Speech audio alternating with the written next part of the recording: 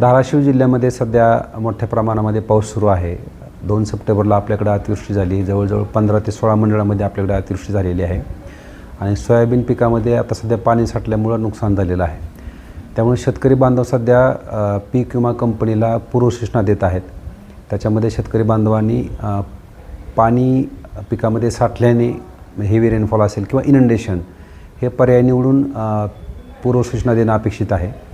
या पूर्वसूचना सध्या मोठ्या प्रमाणामध्ये आहेत। म्हणजे 3,61,000 शेतकऱ्यांनी या पूर्वसूचना दिलेल्या आहेत। नियम असा आहे की ज्या अधिसूचित मंडळामध्ये एकूण क्षेत्र जे आहे त्याच्या क्षेत्राच्या 25% पेक्षा जास्त पूर्वसूचना आल्या तर त्याच्यात एक नमुना सर्वेक्षण नावाचा प्रकार आहे। जर हे पूर्वसूचना 25%च्या आत असतील तर प्रत्येक शेतकऱ्याचा पंचनामा होईल। त्याच पूर्वसूचना जर 25 ते 50% असतील तर 25% आपल्याला त्याच्यामध्ये पंचनामे होतील आणि त्या पूर्वसूचना 50%च्या पुढे गेल्या तर त्यामध्ये 30% नमुना सर्वेक्षणचे पंचनामे होतील।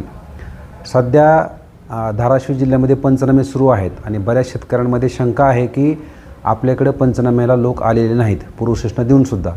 अशा शेतकऱ्यांनी घाबरून जाऊ नये, कारण त्या शेतकऱ्याचे जरी पंचनामे झाले नाहीत तरी 25% नमुना सर्वेक्षणच्या आधारे पंचनामे होणार आहेत आणि त्या 25%च्या आधारे सरासरी काढून सर्व शेतकऱ्यांना त्याचा लाभ मिळणार आहे। म्हणजे ज्या शेतकऱ्यांनी पूर्वसूचना दिली आहे त्या शेतकऱ्यांना ह्याचाच लाभ मिळणार आहे।